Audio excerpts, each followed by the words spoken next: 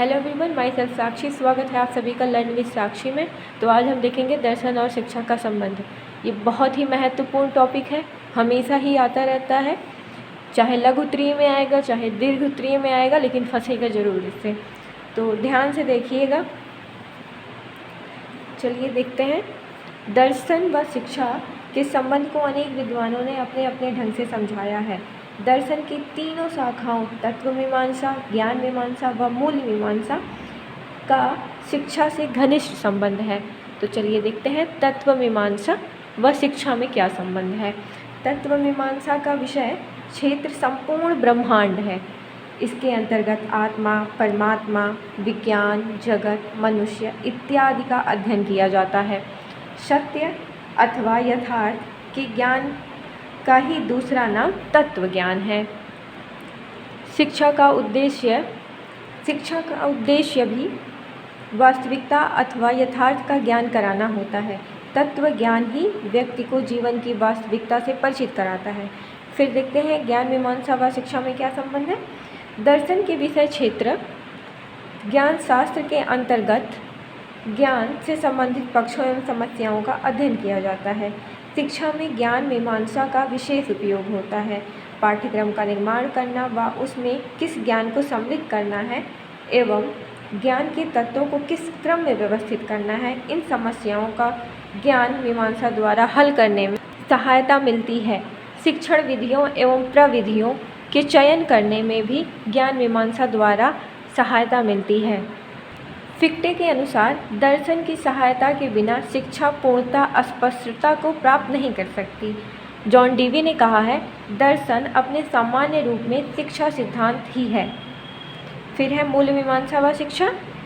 दर्शन में जीवन के प्रति दृष्टिकोण को मूल्य कहा जाता है। मूल्यों का मानव जीवन का चरम लक्ष्य मोक्ष या मुक्ति मानते हैं। मूल्यों के विकास में शिक्षा प्रक्रिया का विशेष महत्व है। प्रमुख 4 मूल्य नैतिक, सौंदर्य अनुभूति, सामाजिक तथा धार्मिक।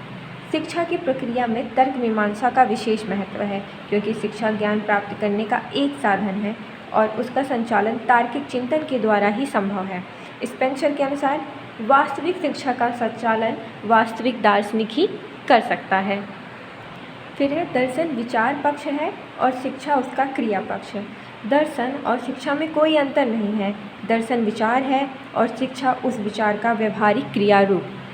शिक्षा दर्शन का गत्यात्मक पहलू है, ये एडम्स ने कहा है। Education is a dynamic side of philosophy. सर्वप्रथम कोई विचार परिपक्व होकर दर्शन के रूप में दार्शनिक के मन में आता है। इन दार्शनिक विचारों की परख शिक्षा रूपी प्रयोगशाला में होती है। इस प्रकार कह सकते हैं कि दर्शन सिद्धांत पक्ष है और शिक्षा उन विचारों का क्रिया पक्ष है। जॉन डीवी ने कहा है, शिक्षा दर्शन की प्रयोगशाला है। दर्शन और शिक्षा एक ही सिक्के के 2 पहलू हैं। रॉस के शब्दों में, दर्शन और शिक्षा एक ही सिक्के के 2 पहलुओं के समान हैं, एक में दूसरा निहित है। दर्शन जीवन का विचारात्मक पक्ष है और शिक्षा क्रियात्मक पक्ष। दर्शन और शिक्षा कहने में अलग अलग हैं, वास्तव में दोनों मूलतः एक ही हैं। दर्शन में शिक्षा और शिक्षा में दर्शन निहित है। जीवन के लिए दर्शन की आवश्यकता और शिक्षा के लिए भी दर्शन की आवश्यकता है। सर्वप्रथम दर्शन की आवश्यकता जीवन के लिए होती है, क्योंकि प्रत्येक व्यक्ति, चाहे वह मूढ़ यानी मूर्ख हो या विद्वान, का अपना निजी जीवन का दर्शन होता है और उसी के अनुसार वह अपना कार्य करता है। दर्शन जीवन में विभिन्न गुणों की प्राप्ति और गुणों का परित्याग, रहन सहन के विशेष ढंग तथा विशेष कार्यों को करने में उपयोगी एवं आवश्यक हैं। दर्शन शिक्षा के लिए भी परम आवश्यक है, क्योंकि जीवन के लिए शिक्षा की आवश्यकता है और जीवन के लिए दर्शन की भी आवश्यकता है। अतः शिक्षा हेतु दर्शन की आवश्यकता अत्यंत स्वाभाविक है। दर्शन शिक्षा का प्रमुख आधार है। इसी के द्वारा शिक्षा की सभी समस्याओं का निदान संभव है। बटलर महोदय ने क्या कहा है, शिक्षा दर्शन के प्रयोगों के लिए एक पथ प्रदर्शक है। शिक्षा अनुसंधान के क्षेत्र के रूप में दार्शनिक निर्णय हेतु निश्चित सामग्री को आधार के रूप में प्रदान करती है।